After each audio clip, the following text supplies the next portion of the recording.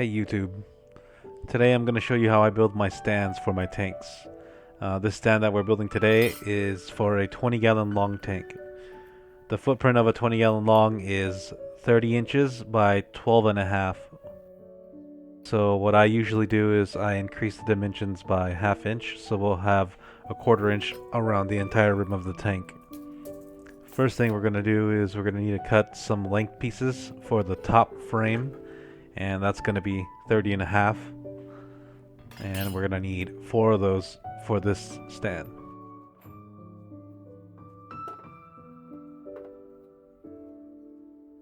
The tank filled with water isn't so heavy that it needs massive supports like my 325 gallon did, or even the 75 gallons, so we're gonna skip out on the supports this time and just use the strength of the 2x4s and the screws.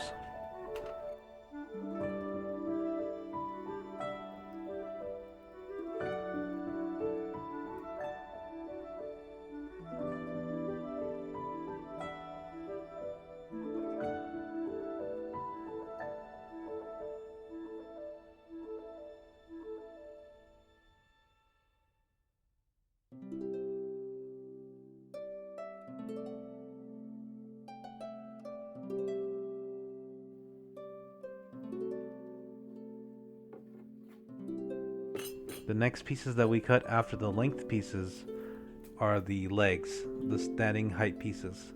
So for this stand, I made it 20-inch legs, but the stand will actually be 20 and a half inches tall. You'll see how we do that in just a little bit. So you're going to need 4 of these 20-inch legs.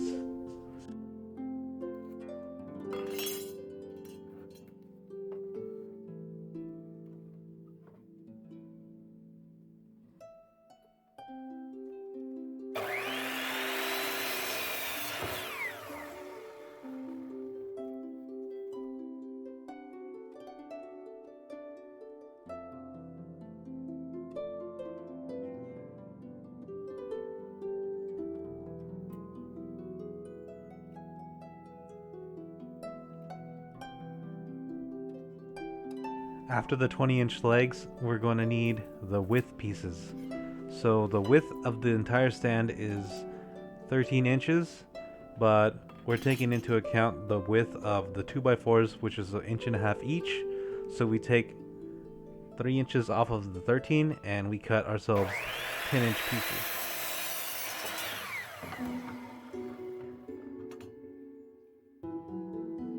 So instead of measuring each piece here, I cut one piece as a template, and I use that piece to cut the other 7 more that I need.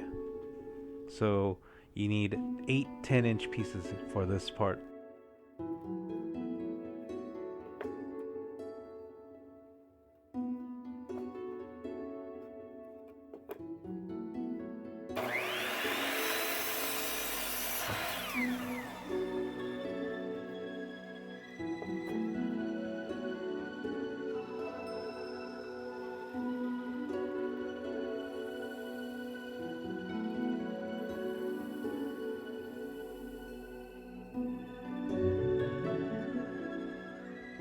For some reason I cleaned up and I thought I was done cutting things, but I actually needed to cut these supports here. But these supports aren't actually part of the build, so I just used some scrap pieces that I had laying around. And similar to the width pieces, we're using this to determine the height of the top frame. So the height was 20 inches. We wanted to take away 7 inches for the height of the 2x4s, which is 3.5 inches.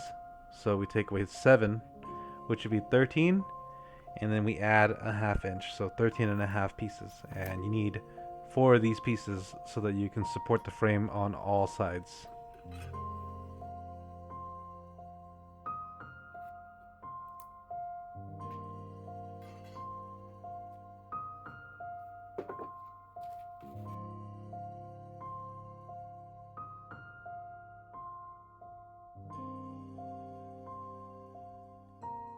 Once we have all the pieces cut, we want to start assembling the frames. So what you want to do is lay out all the pieces and look to see which ones have the best faces. And those are the ones that you want to have facing outwards. And you want to pick the best two pieces as your front facing. So the front of the frame of the top and the front of the bottom frame at the floor. I noticed that when I was putting this together, the pieces of wood wouldn't lay flat, so I knew I would have to shim something up eventually at the end, and that ended up being the issue later on at the end, and I'll show you that too. So when you get your frame together, go ahead and make sure it's flat and true, and clamp them together, and then make sure you use a drill with the drill bit. I use a 1/8 inch drill bit and drill a pilot hole. And then I take my impact driver and then I put a rust-proof screw in.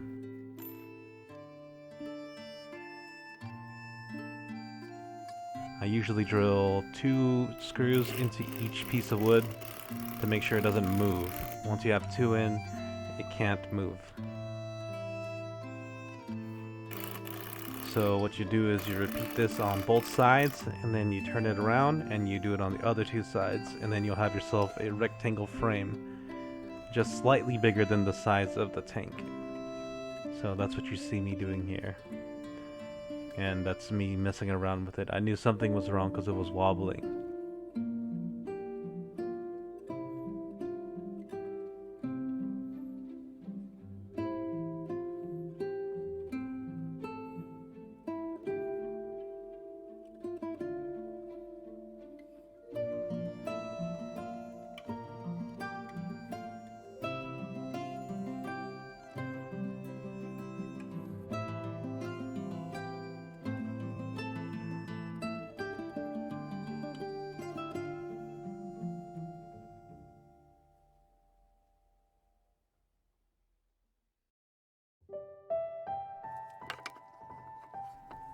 So here we have both frames completed, and now we're assembling the legs.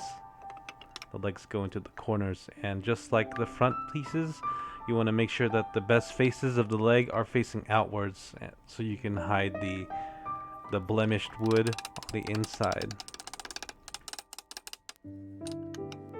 So the first thing I do is I just place the legs in just so I can use them as a spacer, and then I put these pieces in here and smash the legs up against the wall, and from there I clamp it in, and then I drive 2 screws in.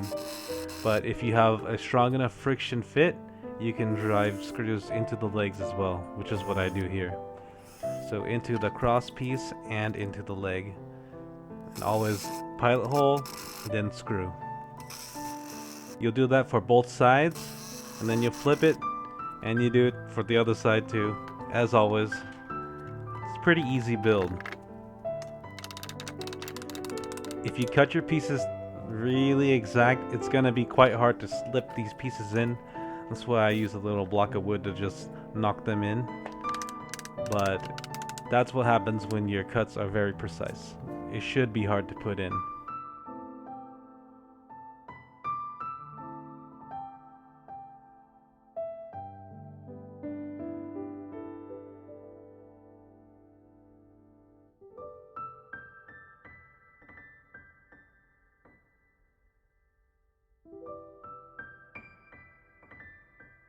Once the legs are attached to the bottom frame and everything is flush, the next part is to put the top frame over top the 4 legs, which might be a little difficult, but I'll show you how to do that right now. So you lay the frame sideways and you kind of put the 2 pieces in at the bottom, and then you can slowly start to bend the wood at the top to force the top legs in. And once you have all 4 of the legs in, then you can get the rest of the frame down. So this is where we get those 13.5-inch spacers of scrap wood, and we place them on so that we can get the frame situated and at the same height all along.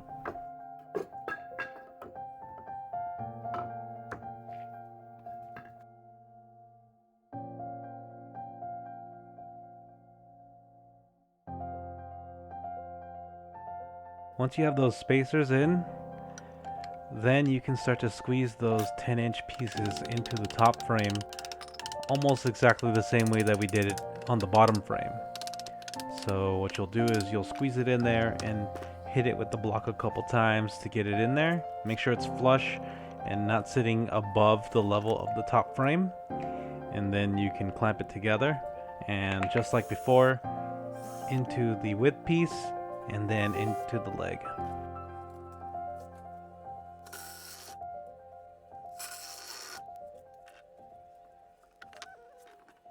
Flip it around, repeat.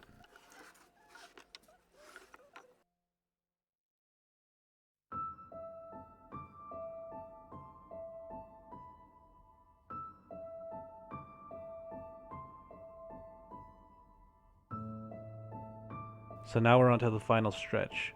So the top frame isn't actually connected to the rest of the body at the moment if you did it correctly.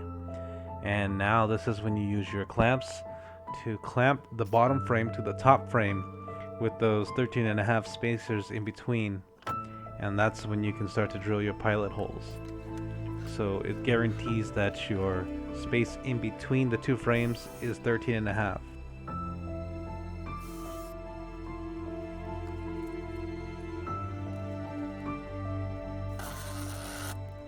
Here you can see that I drilled not in a straight line because that leg is actually a ½ inch shorter than the top frame. And that's on purpose because sometimes when the spacer is exactly 13 inches instead of 13.5, the top of the leg will protrude out over the top of the top frame, and then it won't lay flush anymore. And you have to either sand it down or angle grind it or get it lower somehow. It's easier to just make it so that the spacer is a little bit taller and the top of the legs will sink down into the top frame.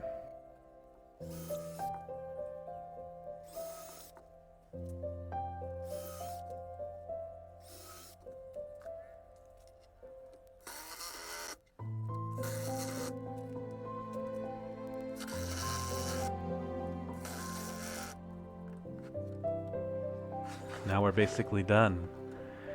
We just have to unclamp, take out the spacers, and everything is good.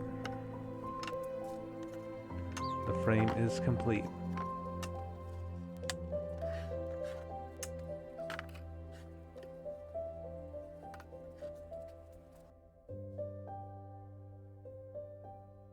Here you can see that the stand is completed and it has the 20-gallon long over top. It's filled up and it has my baby golden phase hybenos inside. And over to the right, here's the 75-gallon with the albino pink belly side necks. And to the left, here is the caramel pink babies with one snow. So let's talk about that wobble. What I had to do to fix it was I created a 1/4 inch shim and shoved it underneath here of the front right corner. And then that stabilized the entire stand, but also the tank couldn't sit over top the top frame flush, so I had to create an 1/8 inch shim, and I put that here in the back right corner, and I glued that down. I thought maybe that I could see it if I looked at it from the back, but I remember that I glued it a little in from the corner, so it just sits right on that corner and keeps the tank very stable.